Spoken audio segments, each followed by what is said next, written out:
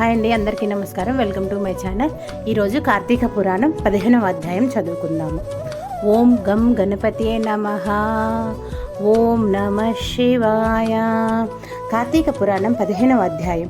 దీప ప్రజ్వలమునచే ఎలుక పూర్వజన్మ స్మృతితో నరరూపం అందుట. అంతట జనక మహారాజుతో వశిష్ఠ మహాముని, జనక, కార్తీక మహత్యమును గురించి ఎంత వివరించినను పూర్తి కానేరదు, కానీ మరి యొక్క ఇతిహాసము తెలియచెప్పదను, సావధానుడివై ఆలకింపు అని ఇట్లా చెప్పాను. ఈ మాసమున హరినామ సంకీర్తనలు వినుట, చేయుట, శివకేశవుల వద్ద దీపారాధనను చేయుట, పురాణములు చదువుట లేక వినుట, సాయంత్రము దేవతా దర్శనము చేయలేని వారు కాలసూత్రమనడి నరకమునబడి కొట్టుమిట్టాడుదురు. కార్తీక శుద్ధ ద్వాదశి దినమున మనసారా శ్రీహరిని పూజించిన వారికి అక్షయ పుణ్యము కలుగును. శ్రీమన్నారాయణ్ణి గంధపుష్ప అక్షలతో పూజించి ధూపదీప నైవేద్యములు ఇచ్చిన ఎడల విశేష ఫలము పొందగలరు. ఈ విధముగా నెల రోజులు విడువక చేసిన ఎడల అట్టివారు దేవదుంభులు మ్రోగుచుండగా విమానమెక్కి వైకుంఠమునకు పోవుదురు. నెల రోజులు చేయలేని వారు కార్తీక శుద్ధ త్రయోదశి, చతుర్దశి, పూర్ణిమ రోజులందైనా నిష్ఠతో పూజలు చేసి ఆవు నేతితో దీపము నుంచవలెను.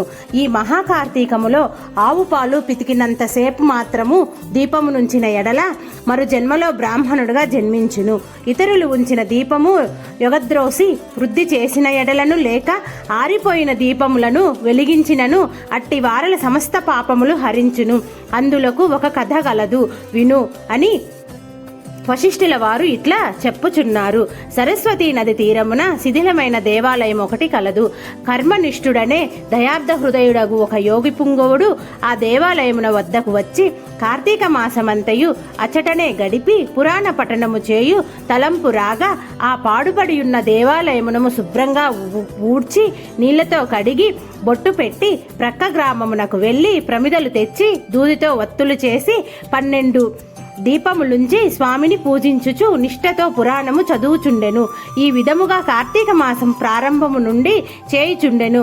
ఒక రోజున ఒక మూషికము ఆ దేవాలయములో ప్రవేశించి నలుమూలలు వెదకి తినడానికి ఏమీ దొరకనందున అక్కడ ఆరిపోయి ఉన్న ఒత్తిని తినవలసినదేనని అనుకొని నోట కరుచుకొని పక్కనున్న దీపము వద్ద ఆగెను. నోట కరిచియున్న వత్తి చివరకు అగ్గి అంటుకొని ఆరిపోయిన వత్తి కూడా వెలిగి వెలుతురు వచ్చెను.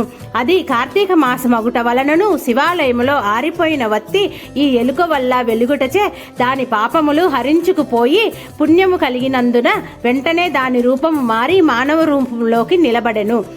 ధ్యాన నిష్టలో ఉన్న యోగి పుంగవుడు తన కన్నులను తెరచి చూడగా ప్రక్కనున్న మానవుడు నిలబడి ఉండుట గమనించి, ఓయి, నీవెవ్వరవు, ఎందుకిట్లు నిలబడి ఉంటివి అని ప్రశ్నించగా, ఆర్య, నేను మూషికమును.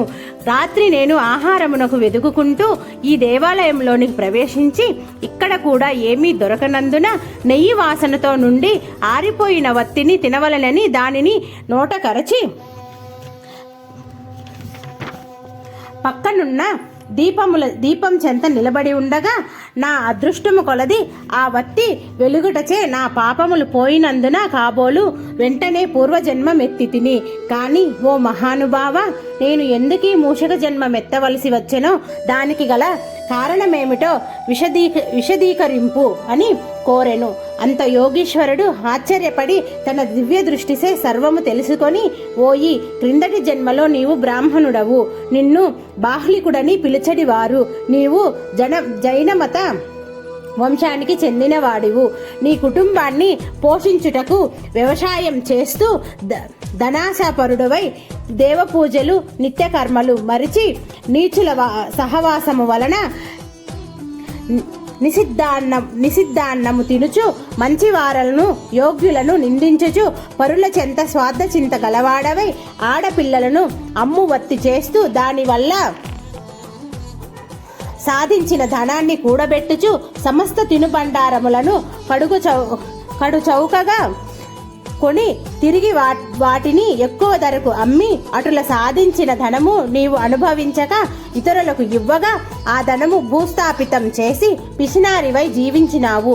మరణించిన తరువాత ఎలుక జన్మమెత్తి వెనుకటి జన్మ పాపమును అనుభవించుచుంటివి. నేడు భగవంతుని దగ్గర ఆరిపోయిన దీపాన్ని వెలిగించినందుకు పుణ్యాత్ముడవు వైతివి. దాని వలననే నీకు తిరిగి పూర్వజన్మ ప్రాప్తించినది. కాన నీవు నీ గ్రామమునకు పోయి నీ పెరటి యందు పాతిపెట్టిన ధనమును త్రవ్వి ఆ ధనముతో దాన ధర్మాలు చేసి భగవంతుణ్ణి ప్రార్థించుకొని మోక్షము పొందు అని అతనికి నీతులు చెప్పి పంపించెను. పంచదశాధ్యాయము 15వ రోజు పారాయణము సమాప్తము. ఓం నమః శివాయ.